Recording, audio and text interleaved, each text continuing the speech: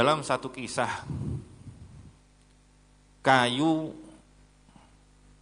marah-marah sama paku. Kayu marah-marah sama paku.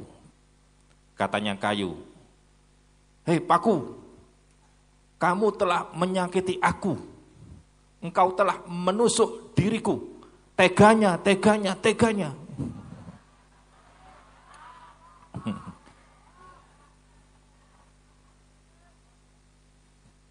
Kayu ditusuk oleh paku.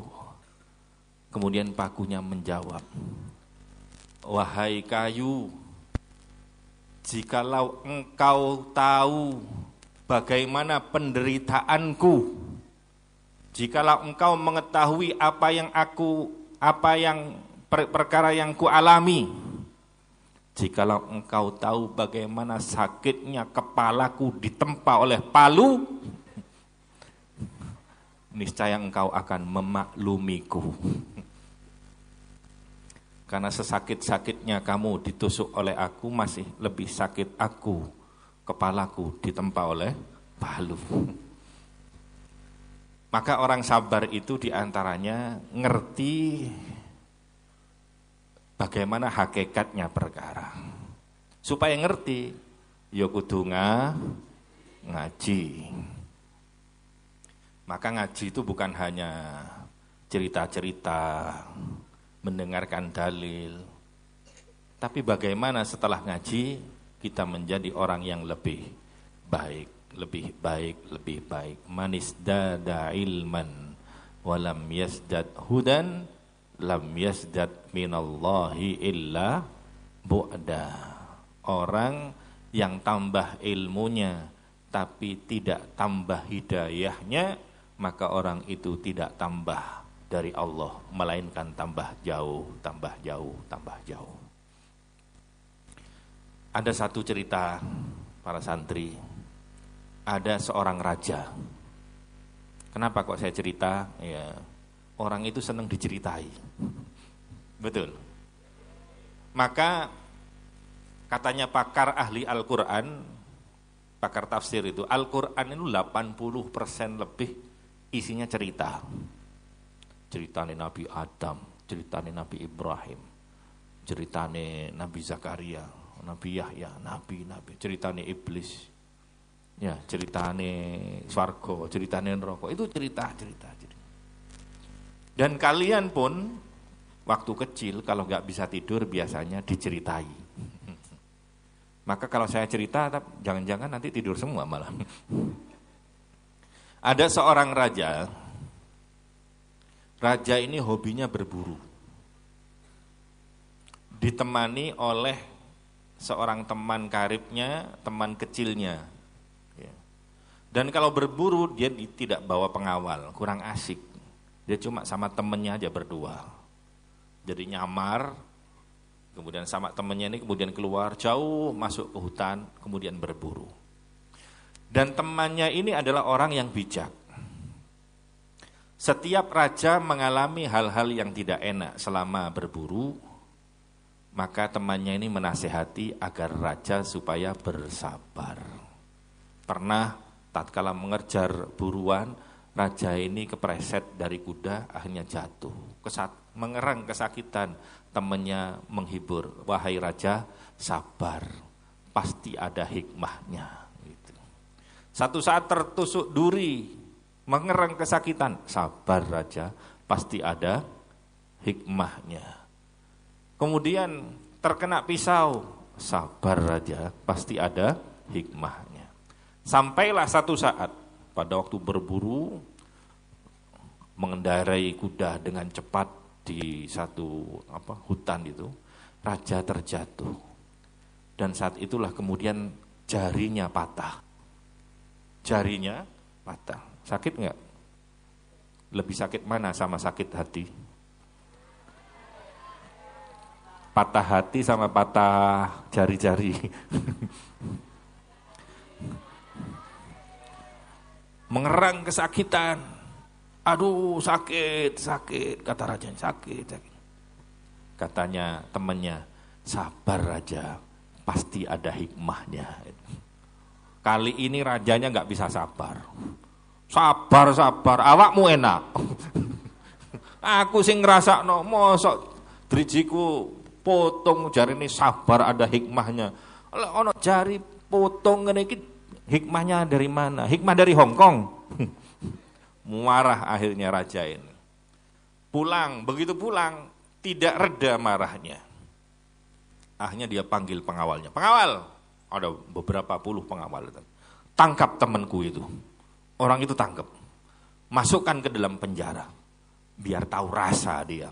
Apa artinya sebuah musibah. Biar tahu rasa.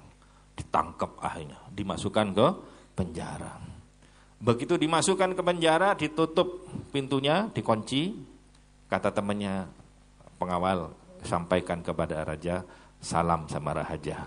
Dan mudah-mudahan aku dimasukkan penjara ini, mudah-mudahan ada hikmahnya gitu. Disampaikan kepada raja. Apa katanya dia? Kata raja, salam dari dia raja. Katanya mudah-mudahan ada hikmahnya. Oh, sontoloyo banyak. Oh, di penjara ono hikmahe. Ancen wong iku ancen ya.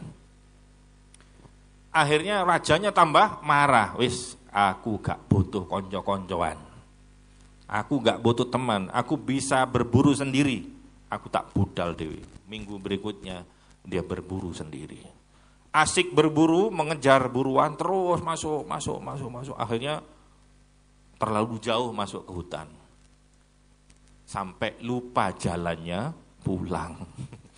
Muter-muter di hutan itu. Akhirnya nyasar ke satu tempat di dalam hutan itu, di mana di situ hidup orang-orang pedalaman, suku-suku gitu ya, akhirnya ditangkap oleh orang-orang pedalaman itu.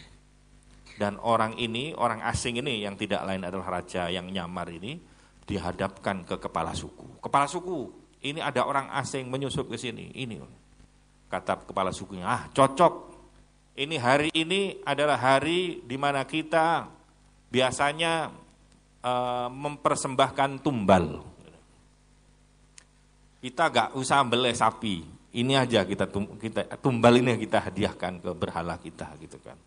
Coba periksa orang ini, periksa. Syaratnya tumbal itu sama dengan kambing kurban, harus sehat, gak boleh ada cacat. Sehat gak dia? Sehat, naik kuda pinter gitu kan.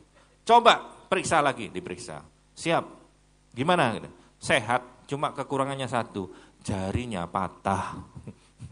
Jadi jarinya hilang satu, patah. Gitu. Waduh, ini tidak memenuhi syarat ini. Sudah, gak ada gunanya orang ini, lepaskan saja. Dilepaskan, akhirnya dia lari, rajanya lari, akhirnya bisa kembali ke istananya. Nyampe di istananya dia berpikir, alhamdulillah, ini berarti benar katanya teman saya ini. Pasti ada hikmahnya. Gara-gara aku gak ada jarinya, aku gak jadi disembelih. Ya, gara-gara aku kehilangan jari, aku gak jadi kehilangan kepala. Coba kalau aku gak kehilangan jari, kepala aku yang hilang. Oh bener, aku tak minta maaf. Pengawal, keluarkan itu, keluarkan teman saya gitu, dikeluarin. Kemudian rajanya, bro, aku minta maaf ya. Ada apa raja? Aku memenjara kamu. Dan ternyata aku ini salah. Dan ternyata kamu yang benar. Memangnya ada apa raja? Diceritakan oleh raja tadi itu. Manggut-manggut temannya. Oh iya raja, iya. Kata raja, aku punya satu pertanyaan. Kalau kamu di penjara, kalau aku kehilangan jari, ada hikmahnya tadi. Aku bisa selamat dari pembunuhan. Tapi kalau kamu di penjara, apa hikmahnya? Apa hikmahnya kamu di penjara? Kata orang ini, gini raja, kalau aku gak di penjara, lah kemarin itu kita berburu berdua. Kita berdua sama-sama ditangkap mereka. Giliran raja diperiksa, kan jarinya hilang, gak sempurna. Raja dilepasin. Sementara saya, ini kan normal, semuanya lengkap. Akhirnya aku dijadikan tumbal, hilang kepala saya. Jadi gara-gara di penjara, akhirnya aku selamat dari mara bahaya. Artinya setiap perkara yang terjadi, sesuatu yang tidak enak, pasti ada hikmahnya. Karena musibah itu sebetulnya wujud kasih sayang Allah Subhanahu wa ta'ala. Man arada bihi khairan yusib minhu. Barang siapa yang dikehendaki kebaikan oleh Allah, maka Allah akan memberikan ujian kepadanya. Maka diuji itu bukan satu kesusahan. Sama dengan kalian kalau ujian, itu artinya Pak Guru kalian ingin kamu naik kelas. Betul? Kalau ada anak tidak boleh ikut ujian gimana? Berarti dipastikan dia tidak bisa naik kelas. Mau ujian nasional, ujian akhir, kok nggak boleh ikut ujian? Wah, ini otomatis pasti dia tidak naik kelas, tidak lulus, ya, tidak lulus. Maka tatkala menghadapi ujian, berarti di situ ada anugerah yang besar di baliknya. Maka itulah hakikat dari sebuah ujian. Maka dari itu di pondok banyak sekali ujian. Ono santri sing diuji gatelen. Ono sing gatelen. Kabeh ya. Sing gatelen berarti wis lulus ini. Kata orang dulu itu kalau anak kok wis gatelen, itu sama dengan sudah dilegalisir. Karena sudah mendapat stempel. Lek gurung gatelen, gurung sah dadi santri. Dan orang gatelen itu dia diberikan oleh Allah Subhanahu wa ta'ala nikmat yang tidak semua orang dikasih sama Allah Subhanahu wa ta'ala. Kenapa? Gatel iku nikmat, betul. Cobalah garuk-garuk ngeten. Sambil merem melek. Enak gitu kan. Kan enak. Sekarang ada orang enggak gatel. Kira-kira digaruk, kira-kira enak apa enggak? Enggak enak. Berarti gatel itu satu kenikmatan gitu kan. Cuma ini ada filosofinya, ya. Ada pelajarannya dari gatel. Kenapa semua santri kok dikasih gatel?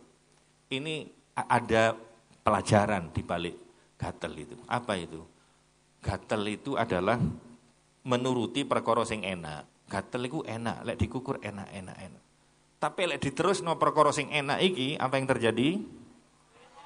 Melentes, kulitnya terkelupas. Kalau kulitnya ngelupas, kuman, bakteri masuk, akhirnya tadi borok, gudik, wa ala alihi wa sahbihi ajma'in itu. Ya. Lah lek gudik, borok, banyak salepnya, banyak obatnya. Tapi kalau boroknya kehidupan mau dicari di mana? Artinya hidup itu sama dengan kalian, jangan menuruti yang enak-enak. Kalau ada orang kepingin ini dituruti, kepingin ini dituruti, itu sama dengan garuk itu. Lek dituruti terus suwe-suwe borok. Sing borok niku uripe, hidupnya ada borok.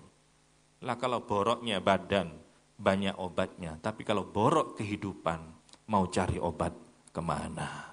Mudah-mudahan para santri sekalian menjadi santri-santri yang solihin solihat, menjadi anak-anak yang berbakti sama orang tua.